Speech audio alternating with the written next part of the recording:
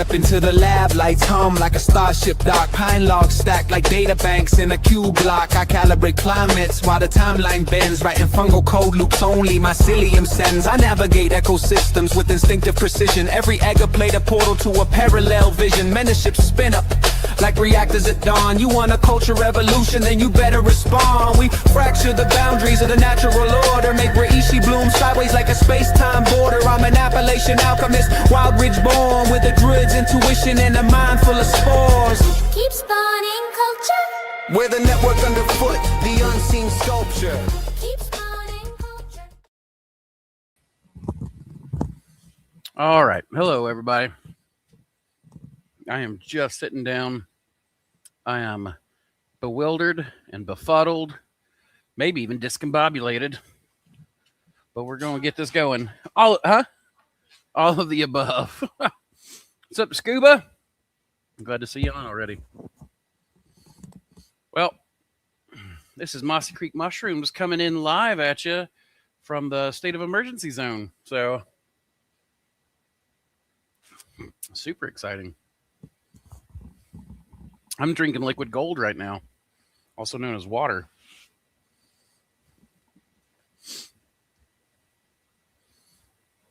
Hope you all are having a good day. We'll probably not make this the longest stream I've ever done. We're going to talk through some stuff.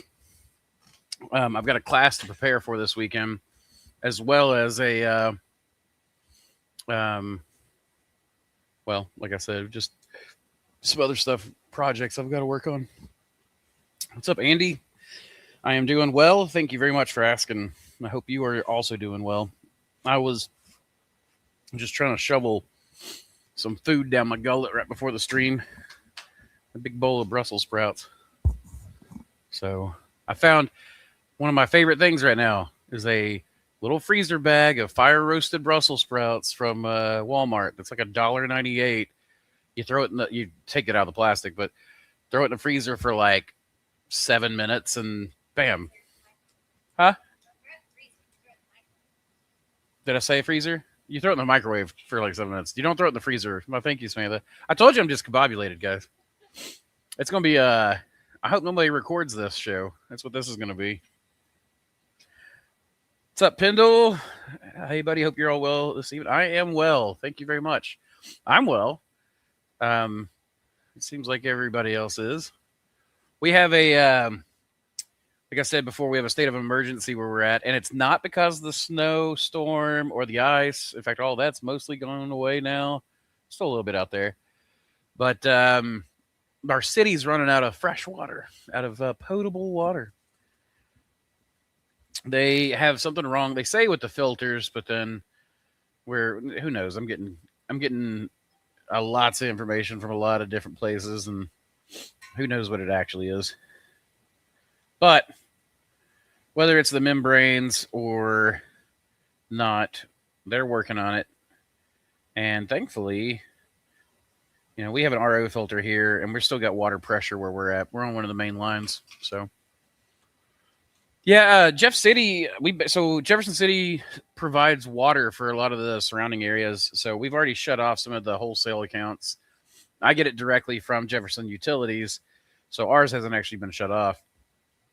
I think Knoxville Utilities is providing the water for our hospital and stuff like that. And they're, it's kind of crazy. Like, people in this area keep talking about, like, we've never thought ever we'd have this problem, considering and we're in an incredibly water heavy area. But we do not have an AI data center nearby yet. They're building one right now. But they actually, it's going to be at the Y12 facility, and they're not, there's a lot of stuff that they're doing that they're expecting to take care of the problems. They're building their own power plant. They are, I think, building their own water services as well. So we're actually, Tennessee's pretty responsible most of the time with this kind of stuff, which actually, like, we may be a poor state.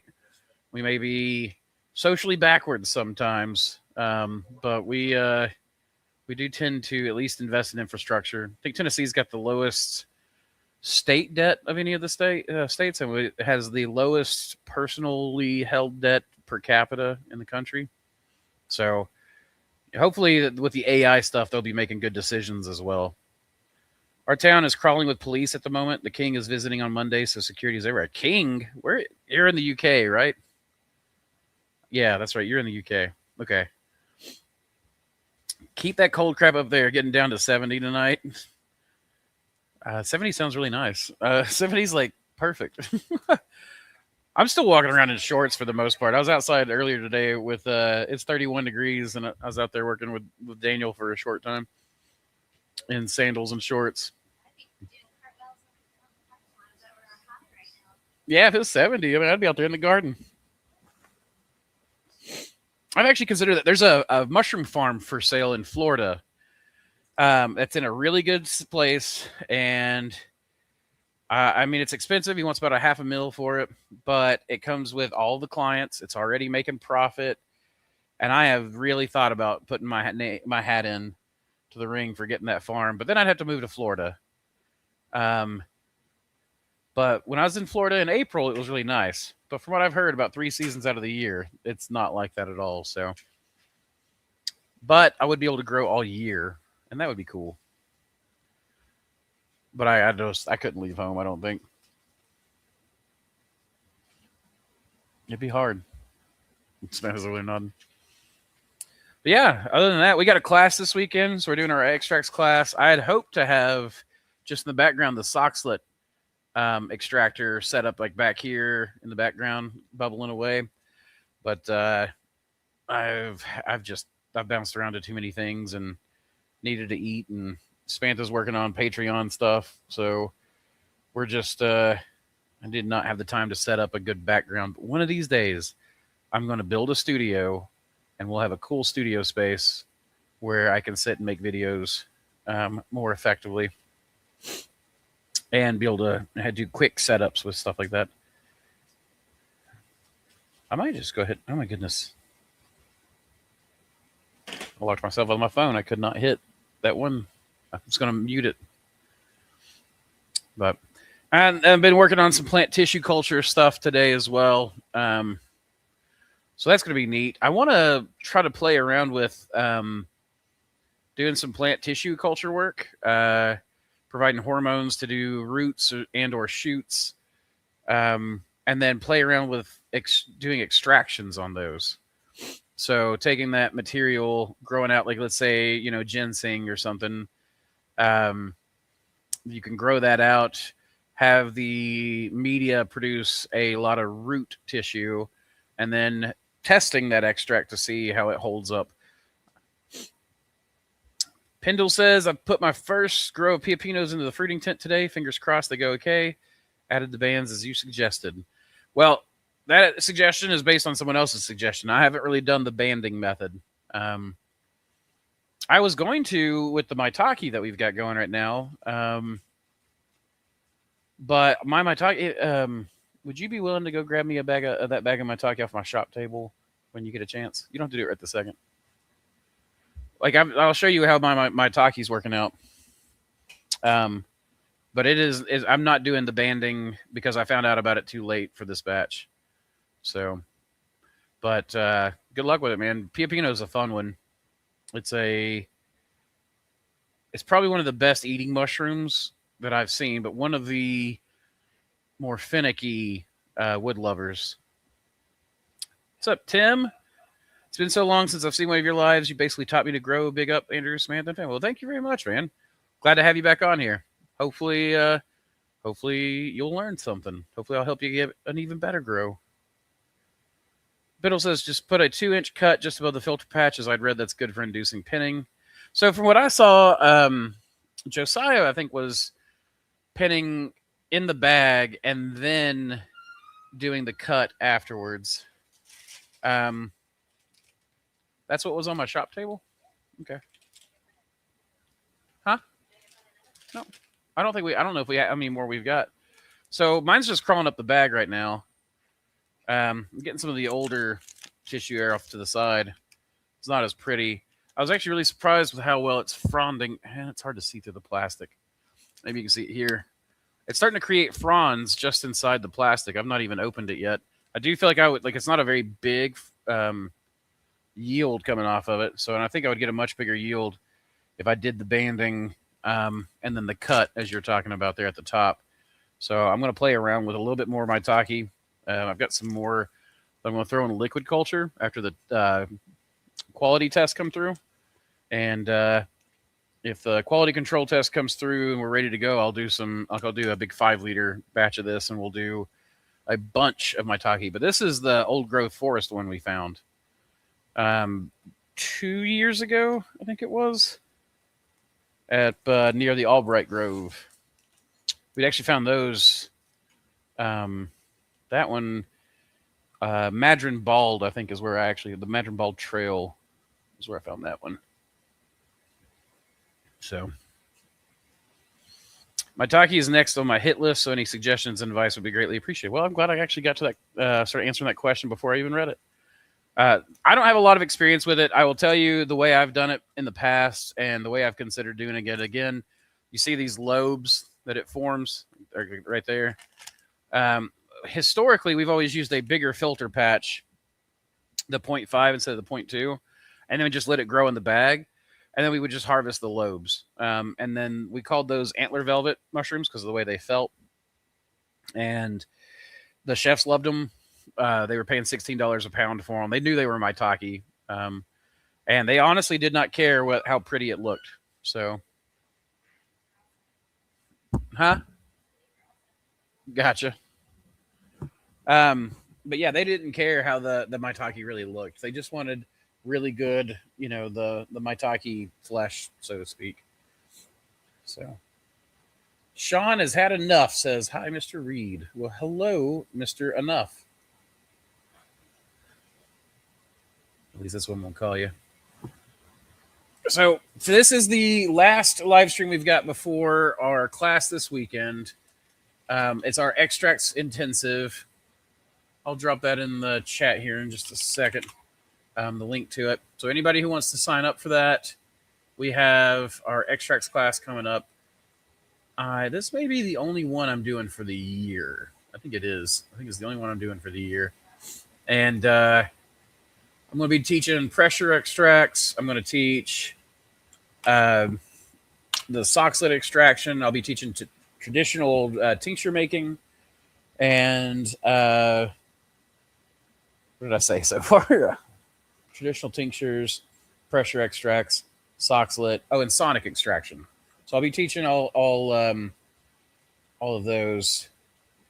I wonder why that posted twice on Facebook. You're very welcome, Pendle. I hope that is helpful for you, man. Maitake's been really easy for me, but what I will tell you for Maitake is that it has been very strain dependent. There are some strains that rock out indoors, and there are some that just are terrible and just take forever to grow. Won't hardly fruit, no matter how much you try. So the good news is that I think that there could be some development work. So if anyone who's interested in mushroom breeding, I think Maitake is a really good one to get into. If you already have a little bit of experience. It's one of the problems with Maitake is that it's got a really long grow cycle. Not necessarily, like if you take the fastest ones though, I think you get it down to a matter of about 3 months or less. I forgot what Eric Myers was saying for his, but what I would like to do is take them. You're going to have to get them to grow fronds so that they actually have the porous surface underneath. And then you spore print those. And then I think that by crossing some of the fastest to fruit varieties, we'll be able to get a more reliable indoor fruiting mushroom. So if anybody's got, like, that is not one, like, I want to breed Maitake, but I have got so many irons in the fire right now that I can't possibly do it. So I would happily be willing to work with somebody on a little bit of Maitake breeding, but I would like for you to have some experience first before you make this your first one. I think that's pretty much all I've got on that one. So, but go back to the class. We'll be doing the extracts class from 1 p.m. to 7 p.m. And like I said, we'll be covering the 4 different types of extraction. I'll be showing bottling. I'll be showing, I don't know, unfortunately, my labels that are coming on a roll aren't going to be here in time, but I'll show you the labeling machine. I'll show you how to, if you're growing a lot of, like, let's say if you're doing cordyceps, and you're doing a lot of cordyceps, so you're doing liquid culture, you've got a peristaltic pump for dosing and all that stuff. I'll show you how you can use that same peristaltic pump to use as a bottling machine. So we're going to be doing a lot of different things, a lot of different things. It'll be a very worthwhile class. And one I'm pretty excited to teach. So you guys are going to start asking some more questions, or I'm going to shut this stream down. I don't have a lot of content today.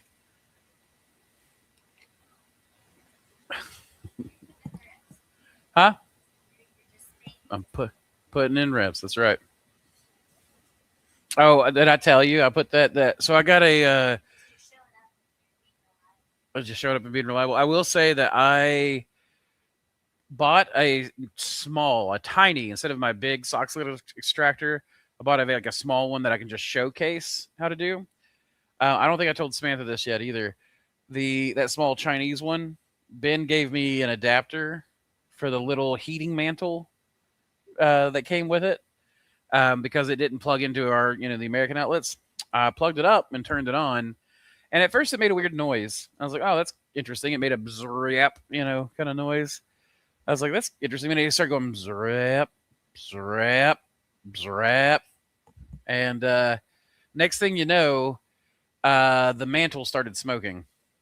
So I unplugged that, and I'm going to use the small, tiny little soxhlet extractor I've got, but I'm using my big heating mantle to heat it. So it's gonna be a weird looking setup, but it'll do. It'll work. Hey Steve, welcome to the stream. Do you think that when doing extracts with a pressure cooker, using water as your solvent, that due to the pressure that some of the alcohol soluble compounds are to be extracted? I would imagine so.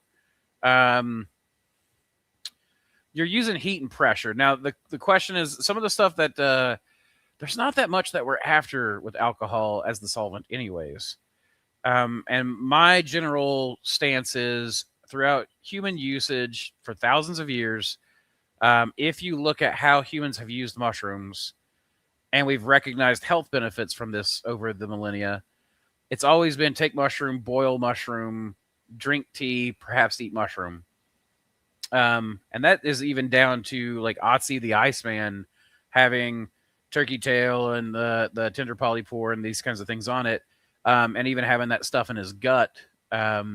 So we know that there was tea being made out of this stuff, and even perhaps some of the leathery mushrooms being consumed somewhat.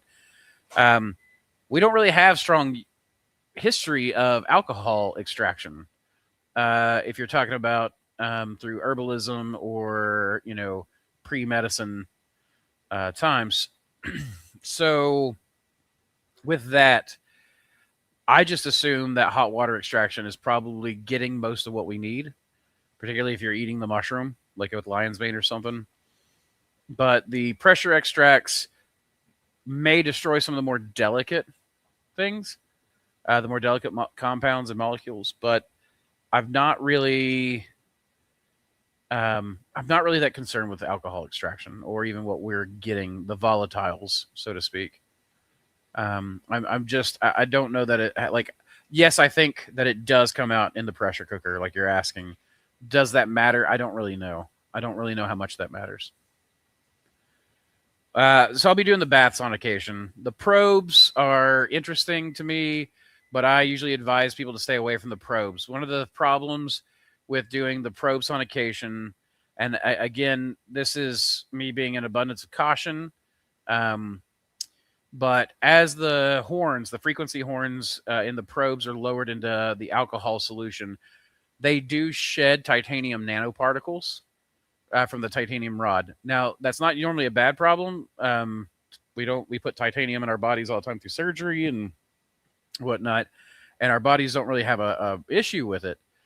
But the problem is that once you put titanium in a high alcohol or high acidic environment, the titanium can turn into titanium oxide. Titanium oxide nanoparticles being in your extracts, sitting there on the shelf for a year, and then you start taking the extract or whatnot. The idea of putting something to help prevent cancer into my body, right? Or that's what you're kind of going for, or other health benefits, followed or with titanium oxide. Oxides are like terrible, inside our digestive tract and bloodstream. It just doesn't make a lot of sense to me. So the bath method is superior in my opinion, but it does have to be done a little differently and a little carefully to make sure you're getting what you want extracted. And you got to use like a certain type of glass and that kind of stuff. So I prefer the bath over the probes.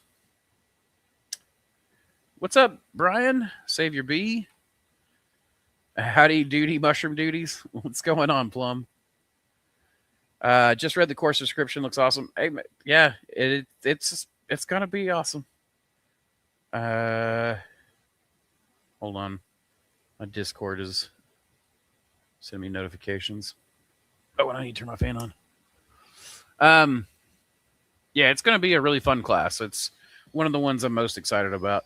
Samantha's got a class near the end of the year that we're going to be teaching that's traceability and things like that. And I have zero interest in traceability, but I understand its importance. So that's not one that I was as excited to teach, even though I know how useful it is. But the extracts class, I get to play with all kinds of chemistry stuff and, get to, feel like I'm smart. So Plum says, I'm working on getting a sourdough mother going. I'm experimenting with filtered bottled water and well water from the tap. So I've done both, and I've never really noticed a difference. They say the chlorine in the tap water, like if you, you said well water, it's not tap water. I mean, it is from the tap, but that would be interesting. In fact, what I would want to do, Plum, is go to the tap and plate out a few drops of water from my tap into just some regular malt extract agar plates and do some grows. So there's a couple of different tests that you can run. The first one is just quantitative, like it's a water quality test. It's just quantitative bacterial loads, right? So what you want to do is plate it, and then you can use what's called a cell spreader. It looks like a little plastic hockey stick. They're typically sold pre-sterilized. You can take that, and then you run it around the dish, and that just spreads the water out evenly. And then you watch it grow and see if you get how much bacteria you get. They're called colony forming units, CFUs. And then you can measure that. And there are benign bacteria everywhere, but if your tap water has too many CFUs, even if it's benign bacteria, it's considered dangerous. And then you have a qualitative test that you can run, which is where you can take some of this bacteria, you can run it a swab onto a microscope slide. You can do what's called gram staining, and then the gram staining, you can see if you're getting different types. So gram stain negative, right? Gram stain negative is more dangerous than gram stain positive. I may have that reversed. It's been a long time since I've done any of that. But anyways, you can do what's called a gram stain, and then depending on which color is picked up through the stains and the rinses, you'll know whether it's likely to be more dangerous bacteria or not. And because human pathogens tend to, I think it's gram stain negative. But anyways, so you can see, and then if you got a lot of gram stain negative, let's say, on that slide from your water, that's your qualitative test. So even a small amount of that on a plate would be concerning. And so well water, depending on how your well water is treated or not treated, filtered or not filtered, it could tell you a lot about what you're putting into a sourdough mother. What about the lion's mane harricinones? So that's a good question. From my understanding, you still get a ton of that with the water extraction. That is not just, that is a water and alcohol soluble compound, molecule, I mean. And I think I like that you use hericenones. Hericenones, what they're finding through the studies so far is that a mix of hericenones is far more potent than any one of the hericenones, including erinacine, whatever, however you say it. It is far more potent than just one of those together. So, but you can look at it. A lot of that stuff will come out water soluble, and some of them can be fairly delicate. So, but I really, again, they've noticed all this stuff when they boil mushrooms half to death, or cook the mushrooms to eat them. Well, you're not going to get it without cooking it anyway. So, I think it probably makes it more, like, even if it destroys some, it probably makes what is there more bioavailable. Andrew will call you about dates you could choose on a Tuesday evening at the Makers Group. That sounds good. I'll be, of course, I'll be busy all through this evening because when I'm done here, I'm done for the evening. And then I have tomorrow. Oh, yeah, I forgot the coronal mass ejection hits us tonight during the stream. And we got a peak, the peak coming for that tomorrow. So I have an alarm that I want to watch. Oh, Joe's the guy selling that mushroom farm in Florida is watching right now. That's awesome. So hold on. Yeah, tomorrow I don't have anything but the solar flare watching, which happens at 2:00 tomorrow. We hit peak solar flare activity. And tonight at 7 Eastern, so here in about an hour and a half, we're supposed to get hit by the leading edge of that coronal mass ejection. So that'll be neat. I want to watch this at 7 o'clock. I want to see if the stream gets unstable, or if it stays stable through that. So we'll check it out. But yeah, just let me know. I'll be available tomorrow for phone calls. Not for long though, because I do have the class to prepare for.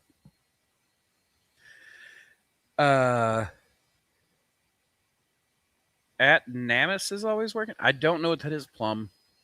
You're gonna have to help me out with that one.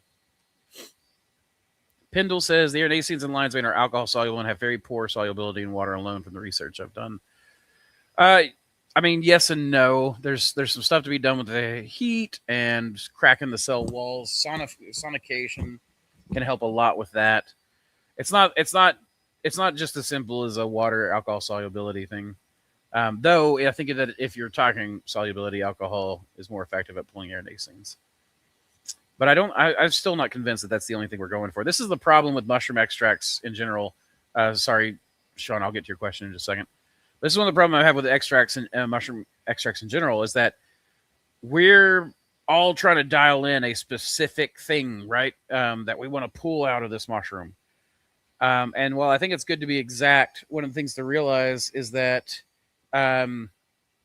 we don't know enough about any of this stuff yet. We've noticed a correlation, let's say throughout human history, that these things are associated with health.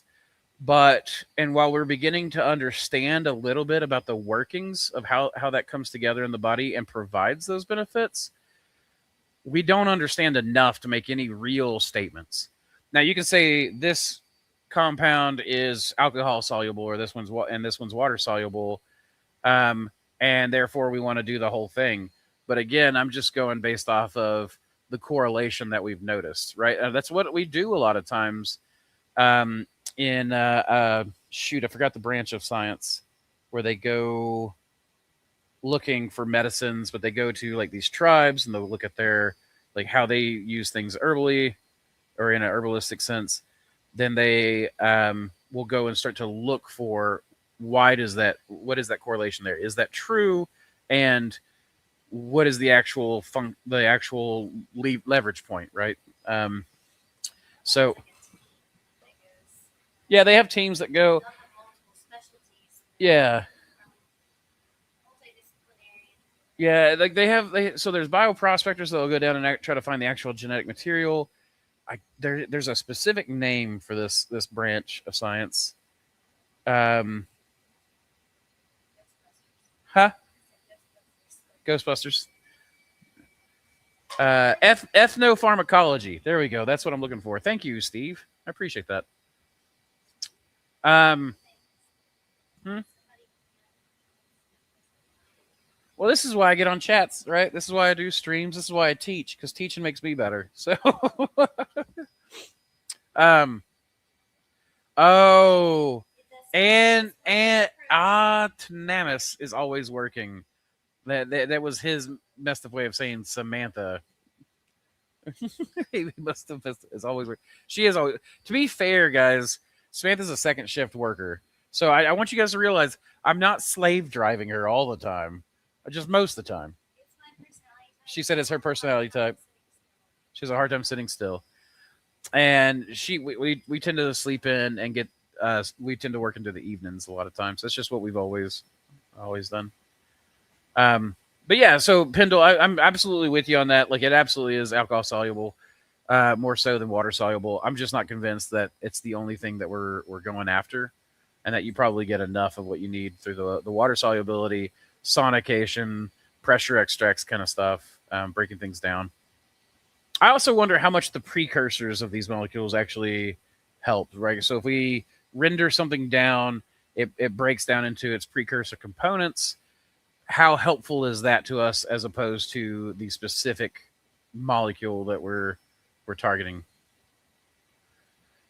What are you going for with extracts, tinctures or powders? It just depends. I don't do a lot of powders. I tend to do more tinctures or alcohol preserved water-based extracts. But I use the alcohol preservation because it is incidentally, weirdly enough to me, it is the easiest to get around regulations on. They would rather you do an alcohol preservation. Was it 20% alcohol? And we do at least a 20% because that's the legal, and then we go up to 30, right? Because that will make sure that we're in that zone, Samantha. Is that right?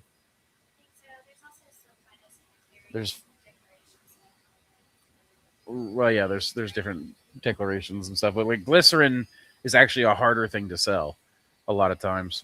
Though I think that it may have changed some of that in the federal regulations recently. Powders are really interesting. So I know some people that do the powders and then do capsules for people who don't want to do alcohol. So it's actually something you can do an extract, and then you can there's the evaporation, so you can do an evaporation of the alcohol off, so that you are left with a no alcohol in it, and then you can dry that through like the dehydrator. There's a couple of different methods where people take like via the pressure extracts. You take the pressure extracts and then you pull the liquid off, and then what is left over they actually use as a powdered extract form. So it's been pressure cooked and then dried. So there's a bunch of different ways to go, but we do both methods, though I tend to go more for the liquid based.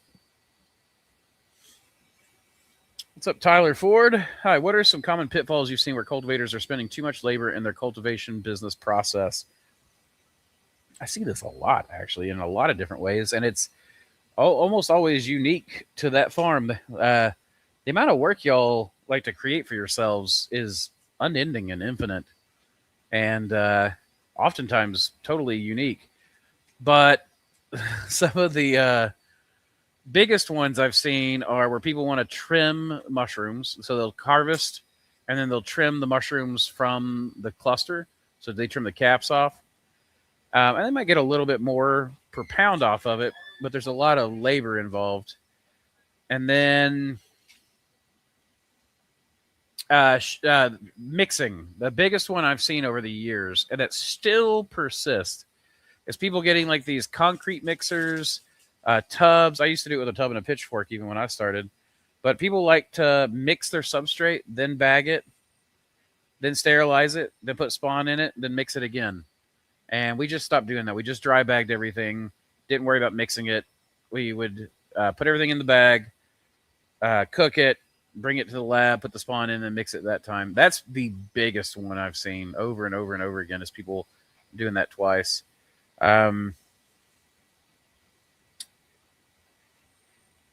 People don't organize their farms well, so they end up doing like a lot of walking back and forth, doing the same thing over and over again. In a lot of people try to get every bag perfect, so there's this interesting aspect where people want, if I say 2.5 pounds of water, 1.25 pounds of whole oats, 1.25 pounds of sawdust. There are people who get really exact about that. And I don't. Like, you just, in the production methods, you want something that is repeatable, something that you can push through, and something that's good enough. And if my oats are off an ounce or two, my water's off an ounce or two, or my sawdust off an ounce or two, or whatever, I don't worry about it. We just keep bagging and we go. It's better to produce the bags and produce another bag than it is to correct a bag. It's best just to keep it going. Just keep it going and moving. So people getting too perfectionist with their operation, you want your end product to come out perfect. You don't need a perfect system. Your system just needs to produce a really good product. The perfection in the system is in getting it to be where it's something you can repeat with very little effort. That's the beauty, is in the infrastructure, not in the actual creation process. Are those sonic tool cleaner bath machines adequate for pulling out compounds? Some of them are, and some of them are, even the cheaper ones, a lot of times. What you want to look for is the frequency that it's running at. But I will tell you right now that the Vivor ones are right about situated perfect frequency-wise. Do help with more sensitive compounds being extracted without burning them up, so to speak. Yeah, the sonic ones are really, if you're working with something delicate and you want to pull out the more volatile components, sonic's my favorite way to go there. Yeah, hey, sorry, I suck at texting today. You're fine. Are you on your phone? I always suck when I'm on my phone. Hold on a second. My mouse is... Oh, I never pulled the plastic off the bottom of my mouse. That's why it's catching. All right, there we go. Oh, it's so much better. Coronal mass ejection, baby. That's what Steve said. Yeah, got a hour and 22 minutes, roughly. Amen on your extract spiel. Ethnopharmacology botany is the term. Thank you very much. Yeah, Myco Nerd's got me. Steve's got me. Every day's a school day. That's the way. And I'm just insanely curious. I always have been, and I just want to learn. Hopefully I'll learn to the day I die. How's the extract market share looking? How is the extract market share looking for you compared to fresh gourmet?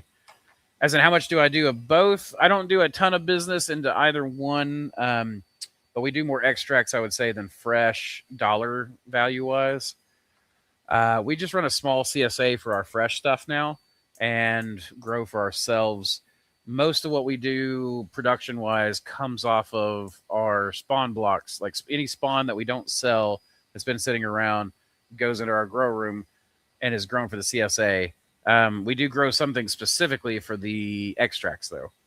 So, but I don't really want to be in either of those businesses very strongly, so I don't get into those. I am most interested in the genetic side of things. So that is everything I do, is try to structure to get me back to that point, right?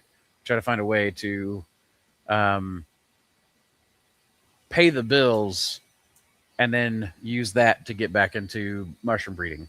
So mushroom breeding or wild genetic collection. So that's really what I am mostly concerned with. What now? Yeah, we don't really work like a typical farm anymore. As I said, every product that we do is pretty much there to solidify the selective breeding program, and that's true. Yeah, our grow room is basically what we farm out of our grow room is photos. That's what Samantha just said, and that's pretty much right. Like that's exactly what we do. So as far as market share, I don't have neither one of them is that large for me. What I like to do is I like to learn a lot about a lot of different things, and then I like to bring that to people into like, here's a way that you can do things. Here's another way that you can do things. Here's another way that you can do things to help arm you guys with that knowledge of different things you can do out in the marketplace. Because selfishly, that supports me in my goal of mushroom breeding in part. I mean, I enjoy teaching, but if I make you a good farm, yeah. There you go. Samantha just pinned it there. If I can help you guys farm better, you're going to showcase my genetics better. That's going to lead back to me. So that is something that's really the big interesting things to me. But I am the secondary thing I guess I'm most interested in is I like to see these different systems pulled together. I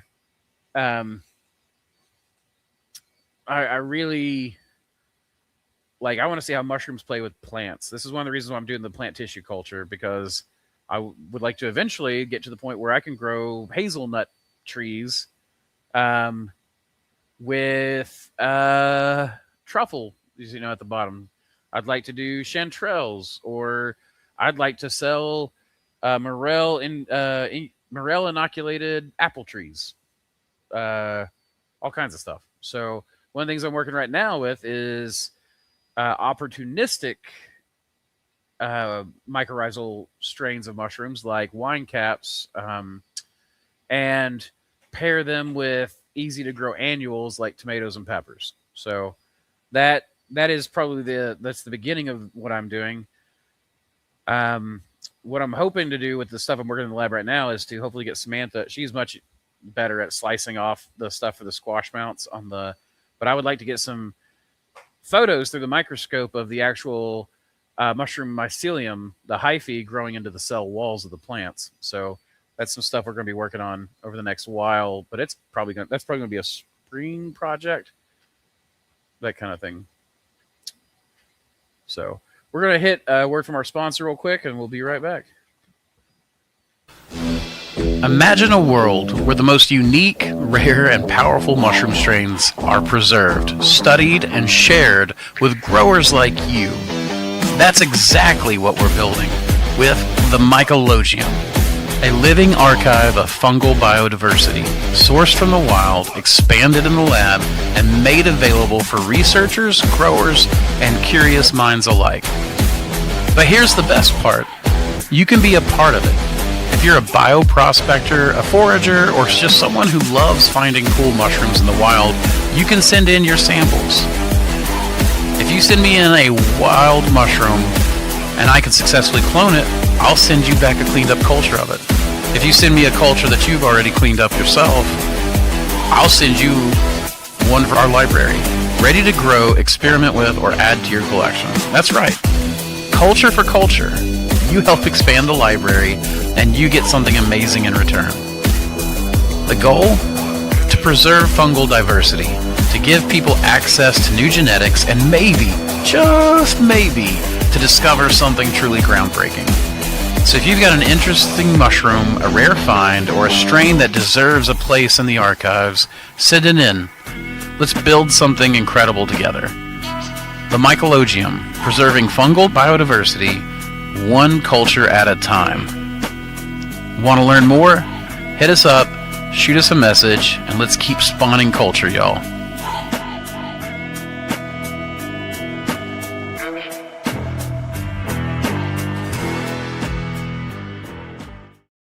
Hey folks, welcome to another sponsorship for the Mushroom Cast. We're always talking about dialing in your grow setup, and when it comes to humidity, there's one name we trust, House of Hydro. These foggers are an absolute game changer for mushroom cultivation. House of Hydro's ultrasonic humidifiers put out an incredibly fine, cool mist. So fine, in fact, that mycelium can actually uptake it straight from the air. That means better hydration, better growth, happier mushrooms, and better yields. And let me tell you, these things are way easier to vent around your op than setting up full-on plumbing pressure systems. No pipes, no hassle, just perfect humidity right where you need it. And when you're working with the best, you want the best support. John at House of Hydro takes care of his customers better than anyone in the game. If you ever need help, they've got you covered. And because House of Hydro is sponsoring the Mushroom Cast, we've got a deal for you. Use code MOSSY at checkout and you'll get a full set worth of free replacement discs with your order. It's up to a $50 value.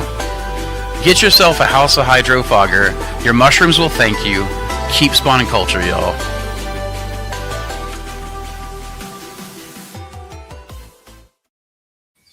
Welcome back to my presence. What do you think about how in William P. D. Brown's Cordy Cup there were lab results where fruit bodies produced more cordyceps and levels higher than so I never actually looked into that. I don't know. From what you're describing to me, what I would be interested in is was part of the test. Okay. Did they test the cordyceps fruit and then test an extract made from that batch? That's something I would like to know. So, or do you mean that some extracts were not as high in cordyceps than some of the fruits were? Like, what was the did the amount go down after the extraction, or did it? Because there's a couple of things here, depending on how they tested it. But one of them, if they took the fruit, tested it, and then took the extract and tested it, and the extract was lower in concentration than the actual fruit body, that makes sense with the way a lot of people make extracts. A lot of people don't put enough mushrooms into their extracts. Just because you take a mushroom and do an extraction process doesn't mean that you're actually making that more potent. Because if you're diluting it with too much water, too much alcohol, whatever, then you are going to have lower amounts. It's the only way you would get higher amounts is if you're doing a concentration. So you would want to do an extraction and then a concentrate. Now, that said, before anybody gets into that, I would like just to point out that I do not believe in mushroom concentrates. I do not like all of this pushing to higher and higher and higher levels of concentrations of the mushroom extracts. I think that it is potentially dangerous. Just because, I mean, like, what is the difference between medicine and poison? It's a dosage thing a lot of times, right? So just because some lion's mane is good for you, some erinacines are good for you, just because some psilocybin is good for you, just because some whatever is good for you, does not mean that more is good for you. So, and I know that's not what you're asking. I just want to give that caveat out to people because more is not always better. Now, I'm not saying that less is always better either. But I just think that we have to be really, really careful in extracts. Extracts are fun. Extracts are profitable for now. And I think for a while. But there are a lot of caveats to this. I don't like the headlong rush before understanding is done. And it's not even, maybe not even understanding, but thoughtful progression. Great. You made a thicker extract. Great. You made a concentrate. I am very interested in this, what they call it, Nartar or something like that. that is it Myco Love does. They were supposed to send me some. I haven't received it yet. I do want to kind of play around with it and try it, but it's more going to be like taking the concentrate and diluting it, and hopefully that's the instructions they're giving us to dilute it back down.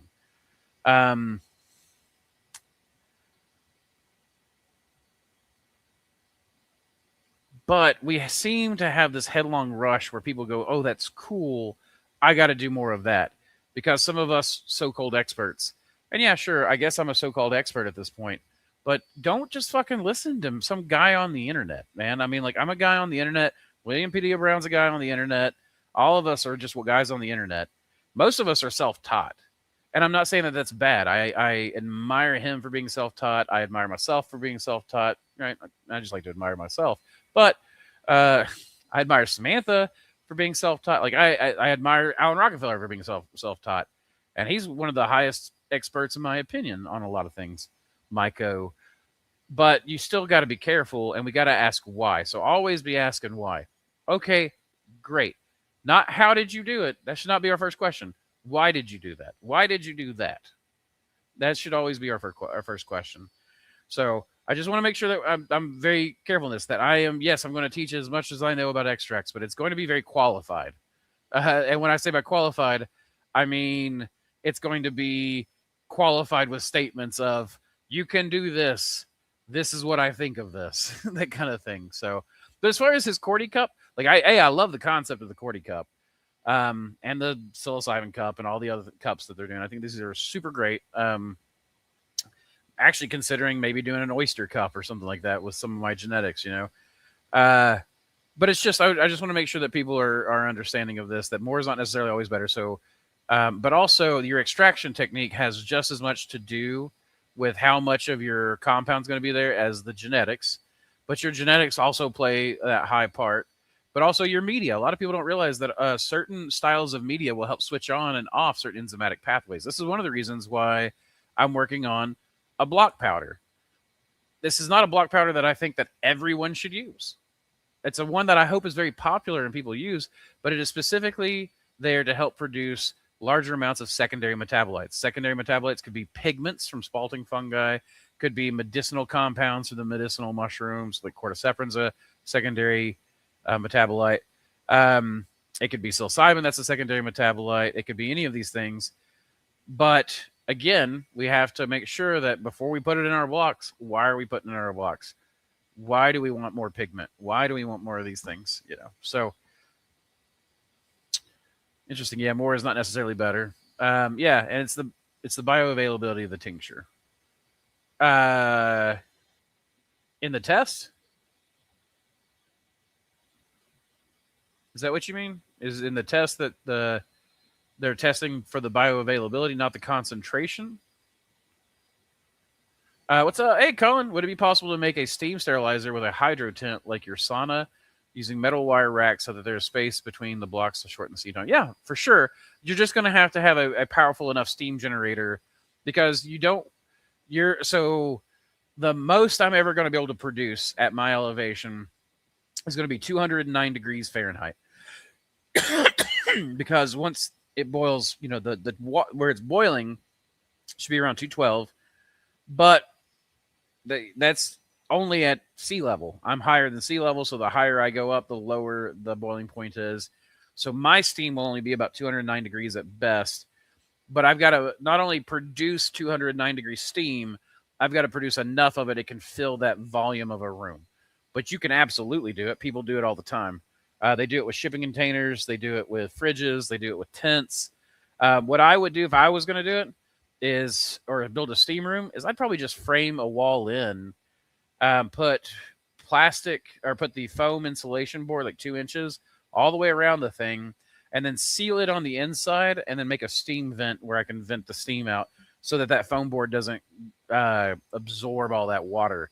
But if I was going to do it, that's how I would probably do it, because or if I got a gorilla tent, let's say, I would put it on 2-inch foam. I would attach 2-inch foam all the way around it.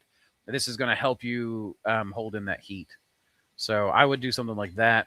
If you get the steam straight to the foam, or give access to the foam, then that foam is going to absorb that water. It's going to become heavy. Pieces are probably going to break off. it'll warp, it'll shrink because it goes through a hot and cold cycle, all that kind of stuff. So, but yeah, people do that. People do that all the time. You can actually do that and then roll your rolling racks in there. I'll just say, everyone who does the rolling racks into the room, their casters go bad really fast. So I don't actually think that's the best way to do it, but you could totally do it. Or just realize you're going to be replacing casters. Casters are cheap comparatively. I think we're going to be going into a place where it's going to make sense to make more of your own stuff, to repair more of your own stuff. Right now, we're still at the point where the value gained out of mushrooms, you can still be very consumer driven, I guess. Like we can buy something and replace it a lot. And the system still works great that way. But it is better, of course, I think, to use a system like that to churn and burn to get yourself into a more self-sustainable setup. Now, it might look like bringing shelves over, rolling them in, or rolling them over to your steamer, and then offloading them onto wire racks that stay in there. Maybe that would be better, and then offloading again. That does increase the amount of handling you have to do.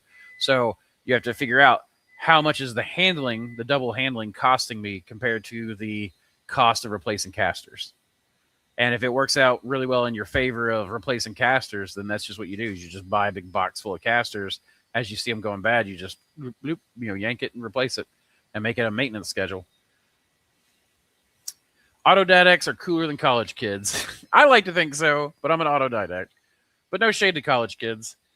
I just, it's done me really well to not have student loan debt. I'll tell you that right now. I was going to college. I was getting student loan debt. I learned to grow mushrooms on my own, started growing mushrooms, selling mushrooms, and then used the money from mushrooms to pay off my student loans. So that, that paid off dividends for me. I've recently made KF lids with your tech. I'm wondering, what does KF stand for again? I'm wondering what about check valves. Are they not necessary for LC and just let gravity do the work? First of all, Eternals, I would need to know what KF lids are. I don't remember what that term means, KF. And as far as check valves, necessary for the LC, just let the gravity do the work. You talking about, for the, like when you're drawing the liquid culture? So we actually go through this a lot in our liquid culture deep dive class, but just a real quickie over it is there's a couple of different ways to use it. You can use the IV clickers. You can use check valves aren't that great. Usually you can't sterilize most check valves that are cheap. The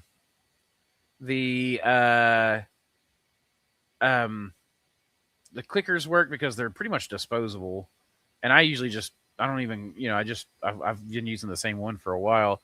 I can't remember the name of that. So it's the IV bag, IV line stoppers.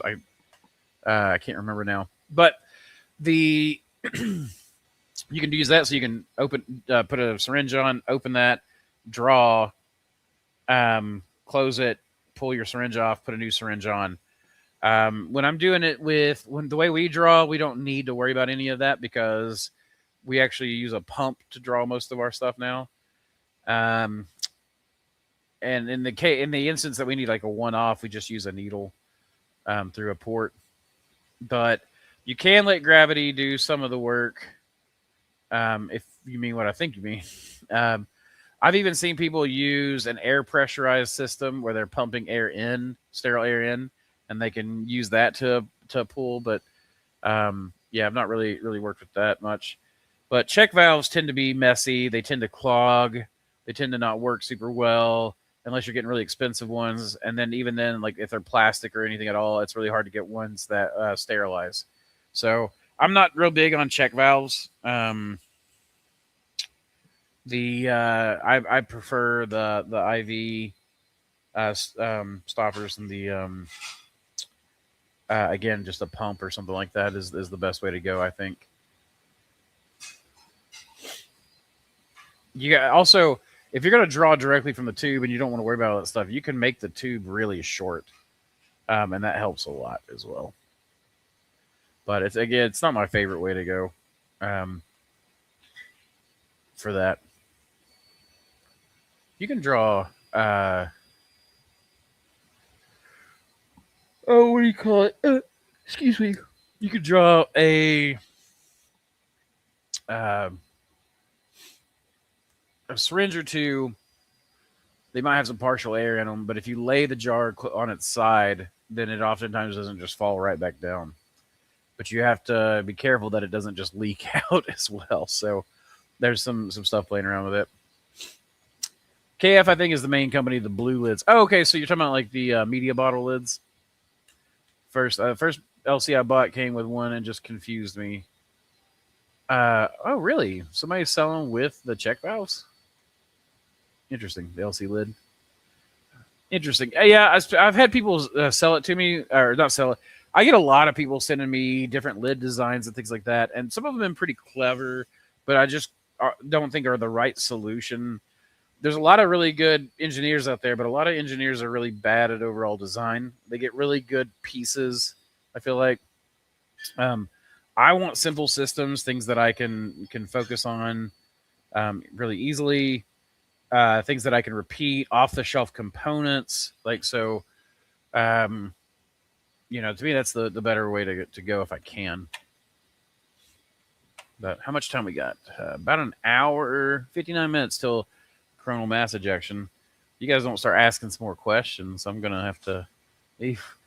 This is a small stream today, too. I knew it would be. I did not get around to posting the stream until late last night.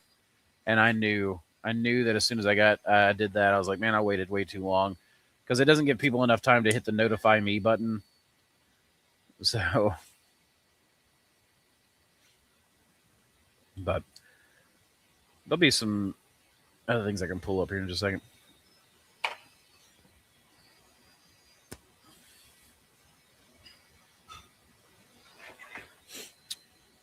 Okay, so let's take a real quick look at. Let me pull up a couple things.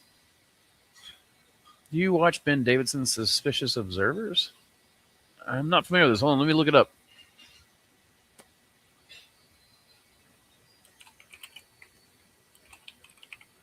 Ben Davidson? Suspicious Observers? Earthquake, space weather. Oh, hold on. I wonder if this is the guy that I was watching last night.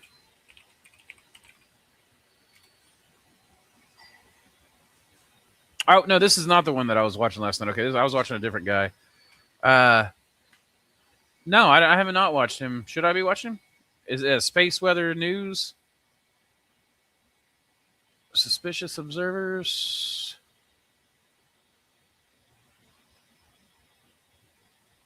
There's a guy out here that says he put a response out to Ben Davidson to debunk.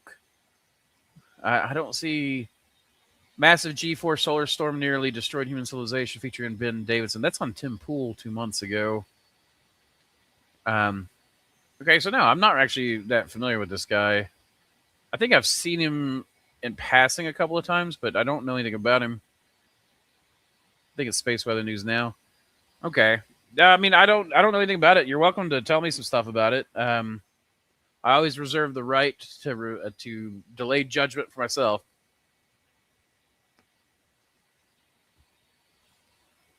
He's been at it since 2011. Does he have a pretty predictable? I mean, a pretty successful prediction model? I guess is the word I would use for that. It depends. So, like, there's a lot of people that get out there. They talk about finances on YouTube and stuff like that. And there are a few people that I've watched over the few years that I keep coming back to because they keep being right. Now, they're not necessarily always right on their timing, but they've always been right. Like, man, I was listening to guys back in 2012 about buying silver and stuff like that. And that, yeah, it doesn't outperform year to year until it flips, and then it does. I don't remember actually. That's a good question. I wonder what silver hit today. Yeah, it dropped down again. Like, people always are like, it dropped down. It was a bad investment. No, I want more. So, we'll see. I also, once it spiked, I'd sold off enough that I more than paid for everything that I had bought. So it worked. That's what actually allowed me to build the spawn system that I'm building now and get through some of the sickness. And it believes the sun, micronovas, and the earth goes through cyclical disaster cycles. They talk about that a lot. I mean, I'm pretty sure. I mean, like the Carrington event back in 1859 was obviously, part of a solar cycle. Now, I don't know if you mean like other disaster cycles, like earthquakes and things like that. I don't know how much that has to do. I wish I knew more, but this is not something I'm a specialist in. But I mean, I don't know about micronovas. I don't know that I actually know that term very well. I mean, I know micro and I know nova, but not between the two. But it's saying that they're all connected. I'll have to look at some more of it. I know Tim Pool's big on the pole shift, and I don't know much about that either. That's something I'm like, man, I should probably look into it, see if it's debunkable or whatnot. But yeah, I don't know much about it. Andreas Larson, when you start, how much money did I need when I started? Let's see. So when I first started, it let's see, was $2,000 for a flow hood because I bought a nice hood. Though I did probably overpay a little bit. Then I had the money to rent a place out, another $2,000 probably in supplies, tents, cookers. But now, if I was to start, I would want probably $1,500 for a sterilizer for 150-liter autoclave. I'd probably spend another $1,500 on the flow hood. I don't know. If I was just starting out, I might get an FFU for $700. But I think now, if you've got the space already and you don't have to run electrical and all that, then I would say, you're probably looking at around a $5,000 investment would get you going pretty good. $10,000 investment would probably set you up really well. That's, but you can bootstrap it still. Like when we first started, we had to bootstrap everything. I didn't have, the flow hood was not the first thing I got. Ben thankfully built us a lot of stuff that was not he built it out of stuff we had on hand, and we did some pretty shady stuff to get started. And you can do that too, but it's not the easiest way. It's definitely easier if you can save $5 to $10,000 to get started.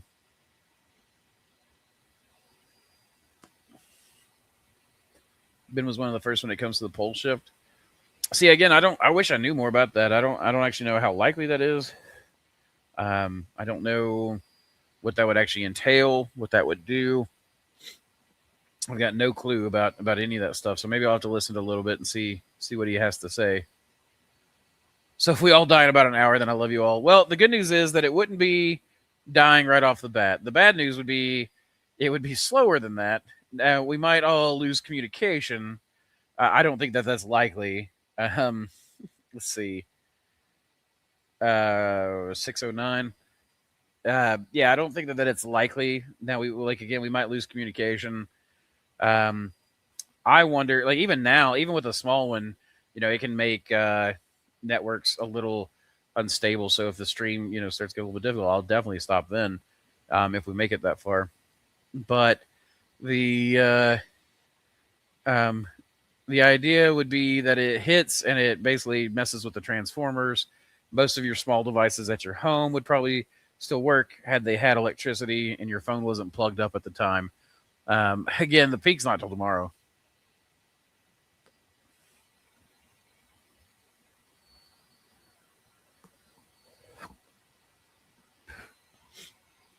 But heck, I might even unplug my battery bank just to make sure.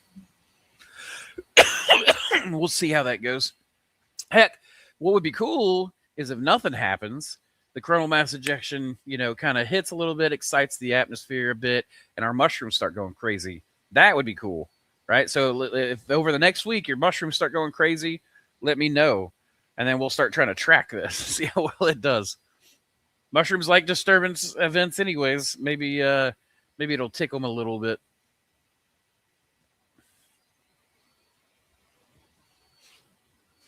We're also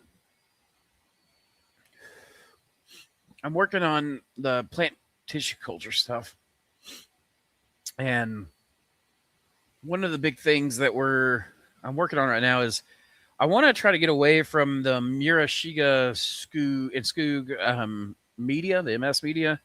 It's basically the mineral salts and stuff, the combination that people use for general plant tissue culture work. And I'm really wondering if you can use a compost or solid base that's been hydrated with the hormone mixture, right? So if you can add compost to like a unicorn bag and then hydrate it a little bit, enough that it'll steam and cook the substrate, but then hydrate it the rest of the way with like just sterilized water, that after it's cooked and then cooled, you can add sterilized hormones to, because you can't cook the hormones for the roots and shoots. And then you can add that liquid to your bags in certain amounts. Like you could dose it with a peristaltic pump again or whatnot.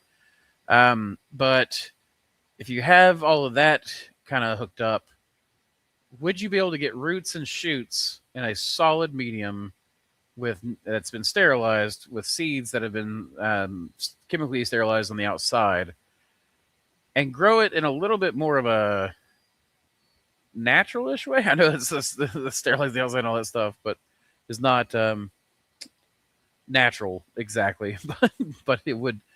I like growing the plants that way because they come out so clean, so nice and healthy. And then they did, like last year we did that, and all the peppers we did that way transplanted really, really well.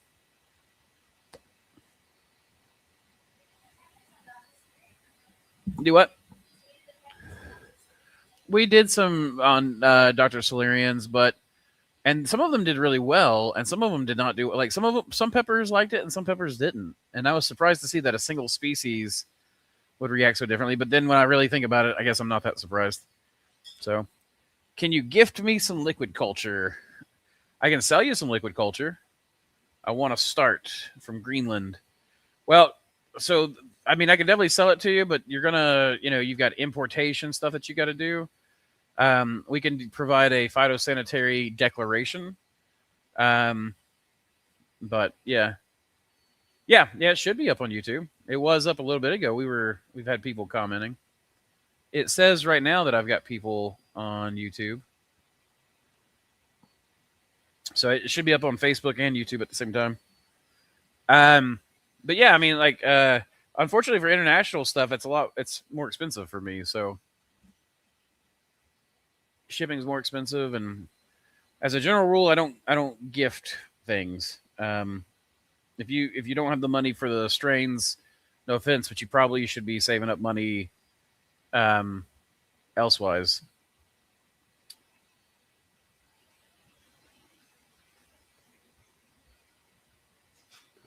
But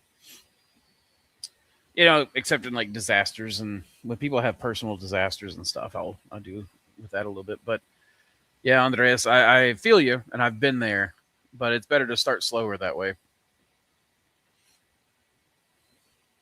in my opinion.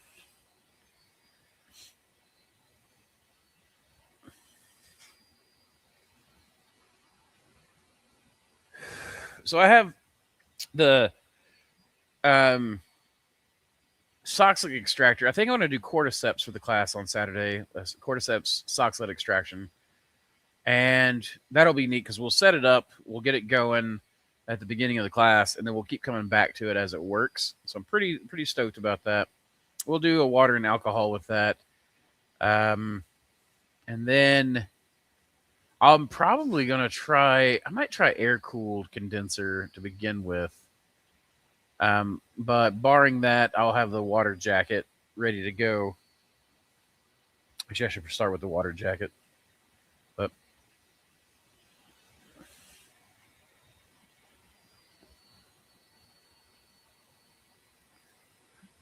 can't find it on YouTube. Let me check. Huh. Yeah, it came right up on my homepage. Let me.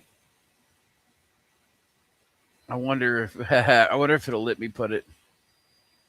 Here you go, Chrissy. You might be able to click this.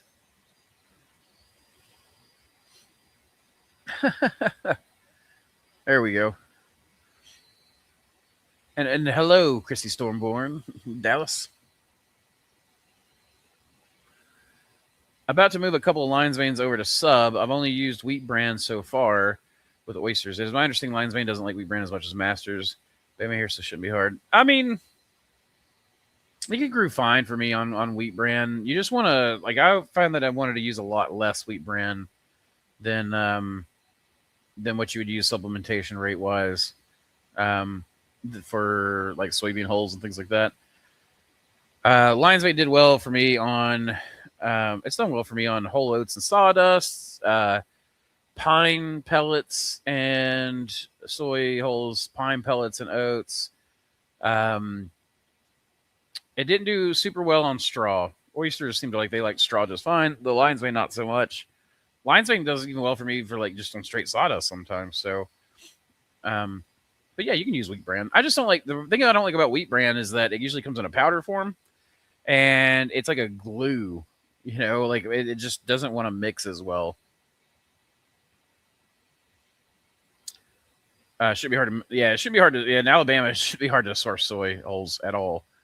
So soybean hulls can often be found at your local farmers co-ops, and it's often in pig feed. Yeah, so most commercial lion's manes are actually just wild lion's manes. Very little breeding work has been done on lion's manes. Not saying that not saying that there aren't some development work. I mean, I've been developing some lion's manes that I don't think I've released very many of them. I released Tribbles, Mossy's Mane, Inspeared. I think that's the only ones I've released that I've actually bred, and those were bred from a wild to a commercial. I have other strains I've bred. Have you tried to make meat from liquid culture? If you mean like just pull the mycelium right out of it and then compress it, I'm not. I've found a lot of people grow the aerial mycelium. They grow it in an aerial system so that the mycelium creates aerial mycelium is what it's called. It's just where the mycelium just kind of continually grows. And then they'll take that and they compress it. And that's how they make like the mushroom bacon and things like that. But I don't know much about how they process or do any of that stuff. I usually just grow the fruits on the trays. It worked. Yay! There you are, Chrissy Stormborn. Lion's Mane likes brown rice flour too. Yeah, it does. I just find brown rice flour tends to be pretty expensive. Blue oyster, as in for like try to make the artificial meat from the liquid culture of blue oyster, or what? If you're growing in Greenland, blue oyster is definitely what I would focus on. True, but when I say a wild, I mean I cloned it. Gotcha. Yeah, I mean, nice. And you should send that in the Michelodium. From the wild, my brain must be only working half cap today. I'm leaving stuff out all over. That's fine. That's the way it works, man. When it's live, it's a little less. It's a little harder to get all your thoughts ordered. It's one of the reasons why I like email for communication so much.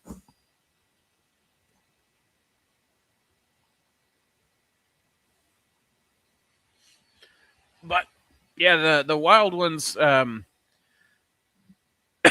I've got quite a bit of strains that people have sent in on the wild lion's mane, and some do great, some do horribly, some do just okay. But yeah, if you've got a strain that's unique to you, that's a precious thing. That's a good thing to have. That's definitely something I'm pushing more and more people to do more and more of is get out there and bioprospect. Oh, I have clicked out, and now where's my tab? There it is. But yeah, that's how brains work, man. It's hard. It took me forever. Like even me, like I was at the beginning of the stream discombobulated and all that stuff. Like it takes a certain state of mind, I feel like, that you got to get into to be able to just keep talking, to try to get as much information in. And it's not always easy. Like I fail all the time at it. Like I'm always like, oh man, I should have answered that better, later. But there's definitely a mindset, and some days I'm in it and some days I am not. I'm building a deep south library. You'll end up with some I need to stabilize and finish my space. Yeah, well, having the space to do it is definitely nice, because people bring me mushrooms all the time, and I'm able to just go in there, and because we have stored agar blanks, I'm able to just sit down, do it, and I've usually got a clone out within a few minutes of receiving a strain. Just having all that stuff pre-prepped. Like if you make your work where you've got just constantly stocking blanks, then you have it makes it easy. Like the actual mushroom work doesn't take that long. It's all the prep work.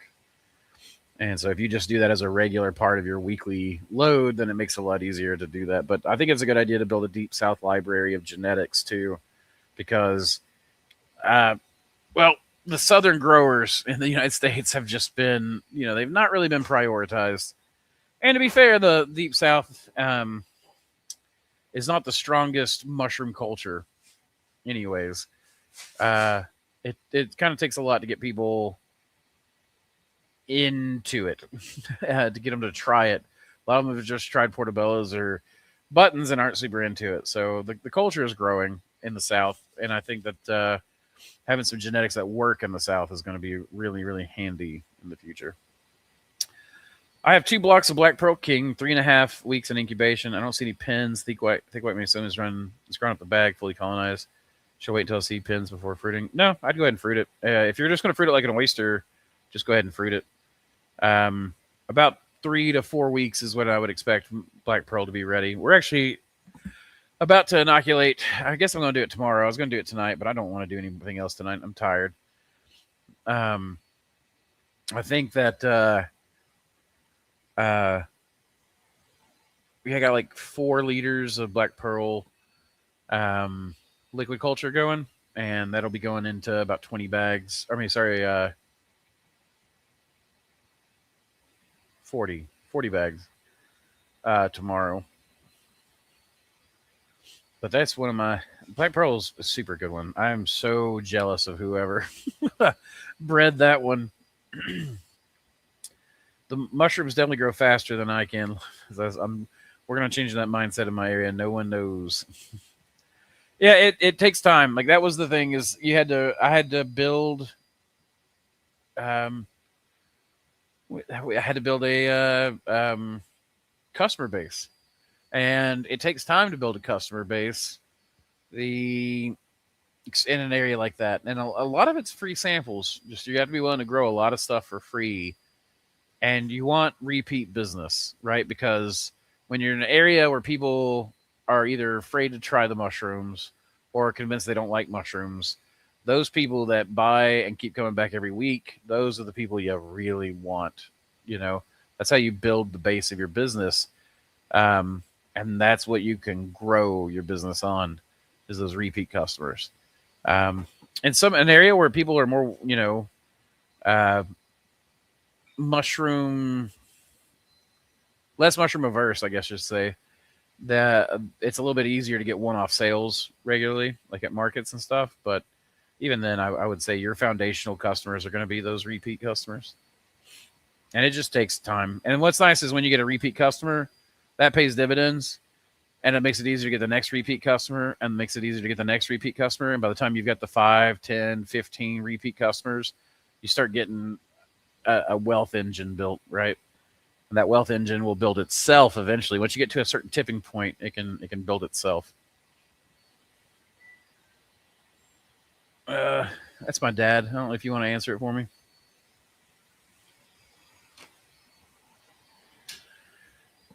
Yep, I'm in the deep south too, and nobody around here knows as well. Yeah, that's just the thing. Like you'll go, hey, we got mushrooms. They're like, I don't like mushrooms, and you're like, you don't just like every vegetable, or most people don't.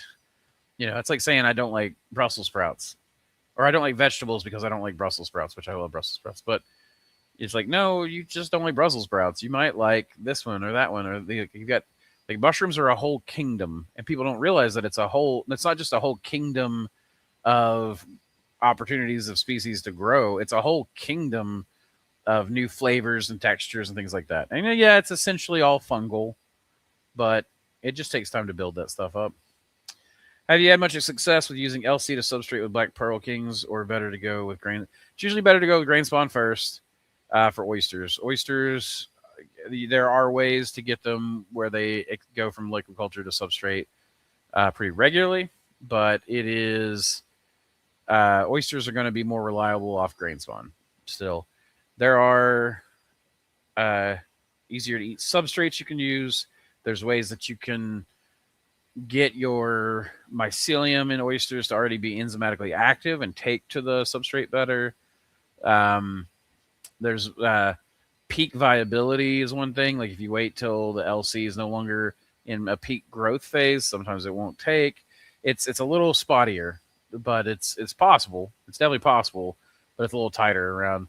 It's usually better to go with grain spawn first. You can also do additions to your substrate. Like you can have your normal substrate and then add whole grain to it and make it kind of like an all-in-one bag. And if you're familiar with all-in-one bags, you can make like every bag like an all-in-one bag and then work with it from there. So there are ways to do it. I'm working on making it a little bit more reliable, but we're not. I would say I'm not there yet. There are 3 species that I've noticed that go from liquid culture to bulk really easily. That is shiitake, enoki, and hericiums typically. Not always, but those, are the 3 species I've noticed that do really well liquid culture to bulk. Everything okay? Huh? Dates.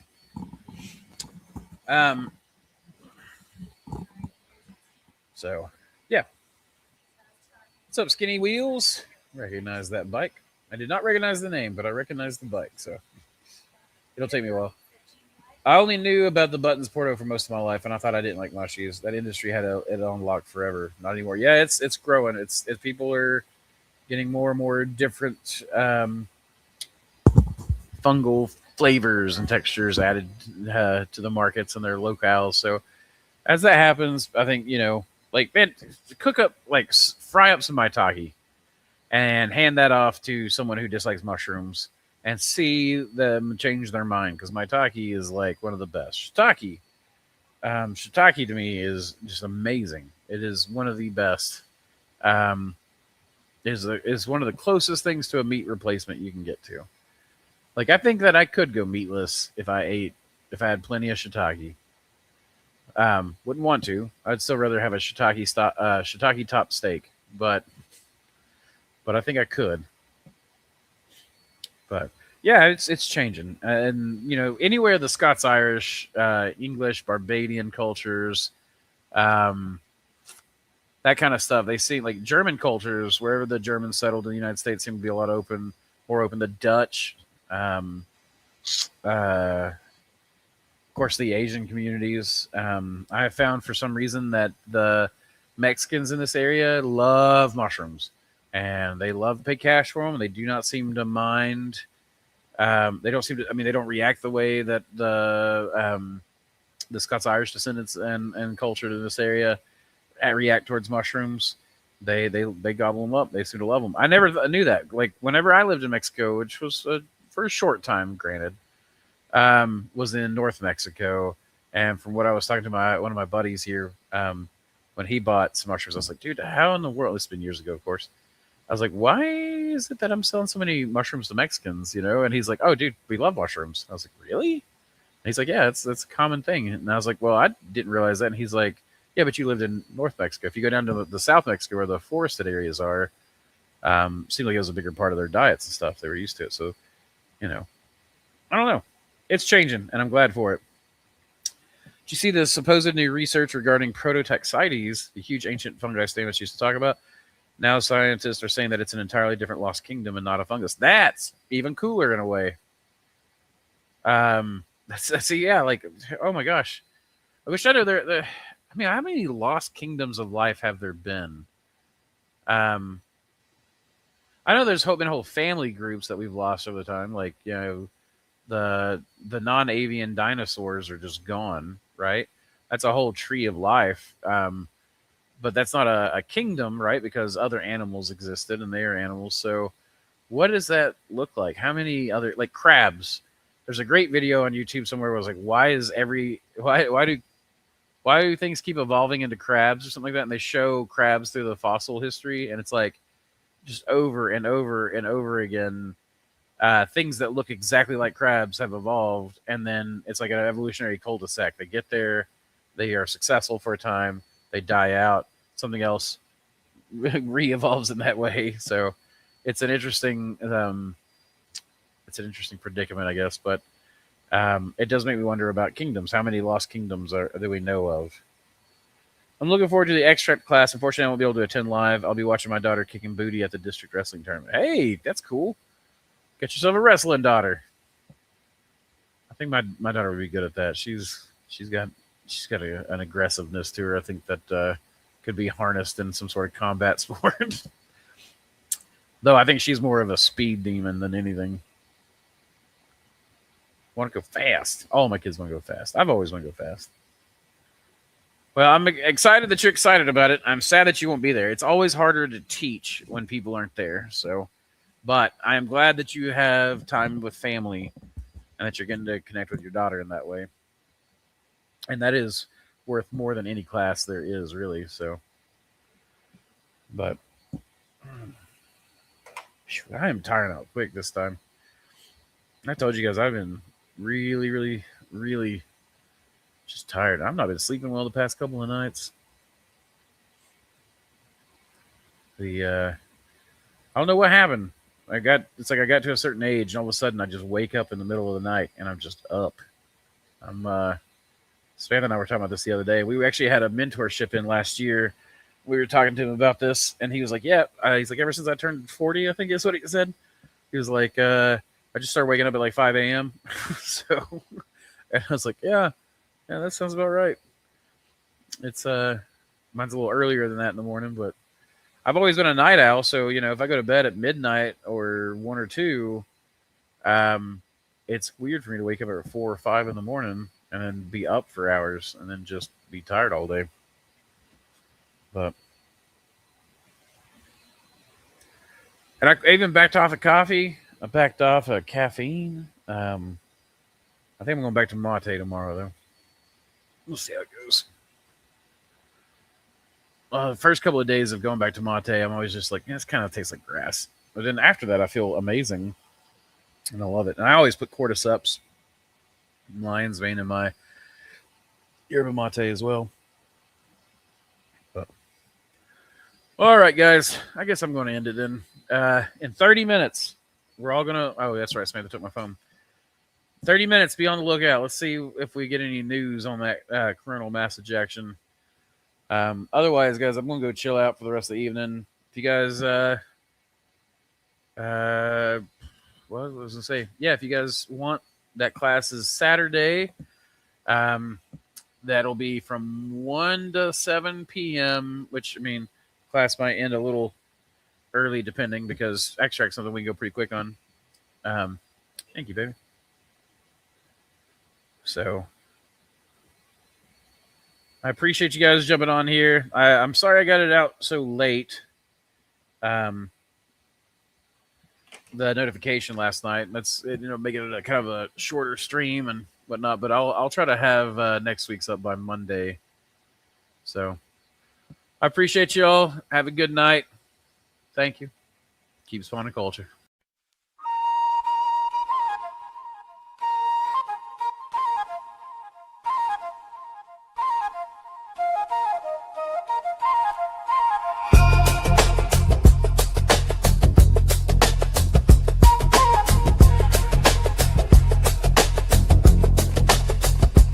Step into the lab, lights hum like a starship dock. Pine logs stacked like data banks in a cube block. I calibrate climates while the timeline bends, writing fungal code loops only mycelium sends. I navigate ecosystems with instinctive precision. Every egg played a portal to a parallel vision. Mentorships spin up like reactors at dawn. You want a culture revolution, then you better respond. We fracture the boundaries of the natural order, make Reishi bloom sideways like a space-time border. I'm an Appalachian alchemist, wild ridge born, with a druid's intuition and a mind full of spores. Keep spawning culture. We're the network underfoot, the unseen sculpture.